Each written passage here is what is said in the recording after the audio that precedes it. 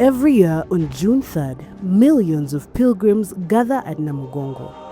Some walk for days, others travel across borders, all drawn by one story. A story of faith, courage, sacrifice, and martyrdom. But before Namugongo became a global pilgrimage site, Christianity itself had to find its way into the kingdom of Buganda.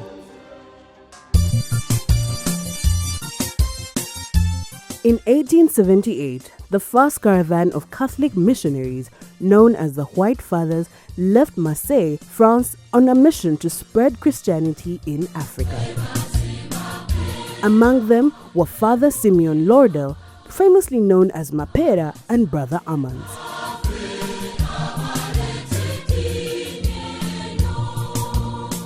After months of travel through Zanzibar and present-day Tanzania, they crossed Lake Victoria and arrived at Chigungu in 1879.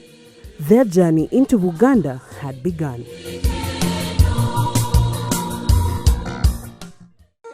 On their way to meet Kabaka Mutesa I, the missionaries' boat capsized near Bugonga. They survived and continued their journey on foot through Chisubi and later Chitebi. At Chitebi, they were hosted by Amir Sechikuwo, a royal official responsible for the roads. Days later, Father Mapera was welcomed by Kabaka Mutesa I at Rubaga. The Kabaka granted them land and permission to teach Christianity. Jajja ye yali awulira Oluswayiri nga Mapera ayogera Luswayiri, kale chance eyo yamukwata n'asobola okukola ki okuba nga bawuliziganya kuba jajja yali akava Tanzania okuyiga Oluswayiri. Christianity spread quickly among young royal pages serving in the king's court. Many embraced both the Catholic and Anglican faiths. Among them was Saint Charles Lwanga, Saint Andrew Kagwa, Saint Joseph Mukasa Balikudembe, and Saint Matthias Mulumba. But their growing faith would soon place them in danger. By 1760, people had an African traditional way of belief. People used to know that a king is our God, but also they used to believe in these other small gods, they call them the Lubales. Even a king at a certain point. So you disobey such a king who is a god to some of those people. By that time, one deserved to die, and this was the destination. When Kabaka Mwanga II became king, he viewed Christianity as a threat to his authority. So 1884, we see Kabaka Mutesa I dying. And when he died, his son took over. That was King Mwanga.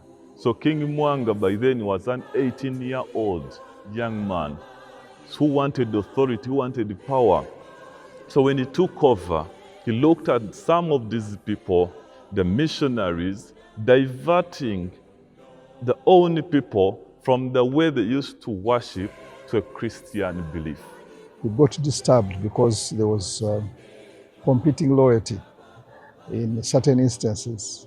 Between 1885 and 1887, dozens of converts were persecuted and executed for refusing to abandon their faith. Some were killed immediately.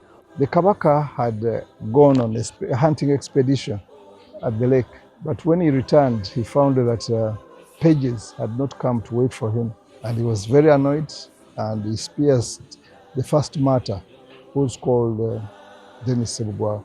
While others marched from Munyonyo to Namugongo, a painful journey that would later become known as the Martyrs Trail. From Munyonyo to Namugongo, a place over 30 kilometers, these young people were made to move on their foot to this place, and that is why every year we see millions of people trekking and moving from the different parts of the country, even across borders. On June 3rd, 1886, many of the martyrs were burnt alive at Namugongo. Witnesses say they prayed and sang hymns even in their final moments. These young people, even in the point of fire, could afford to sing and glorify the God whom they believed. And at that point, you can imagine the soldiers are chopping faces, Someone is in the fire, but someone is piercing a spear so that they can add more pain to what these young people are experiencing. The church is very prominent and very important because it's built on the very place, very spot where Charles Lwanga offered his life for Christ, for faith. If you enter the church, under the altar, there is always a red light, and the red light is on the grave of Charles Lwanga. Today, Namugongo stands as one of Africa's biggest religious pilgrimage destinations. The Catholic Basilica and Shrine were built on the traditional execution grounds of the Catholic Martyrs. Nearby stands the Anglican Shrine, honoring the Anglican martyrs who were also killed there. Together, both sites preserve one shared history. This beautiful place that you see was all a concept and the idea of our late Archbishop Livingstone Mpalanyi. So he came up with the idea of we need to transform this place to a faith-based tourism site. The Munyonyo Basilica stands as a sacred site of remembrance, a place where faith, history, and pilgrimage come together.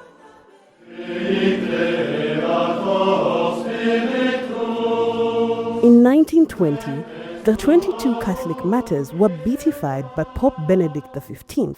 Then in October 1964, Pope Paul VI canonized them as saints. Their story would inspire millions across the world and firmly place Uganda on the global Christian map.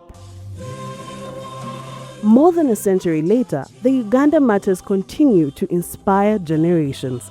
Their sacrifice became the foundation of faith for millions.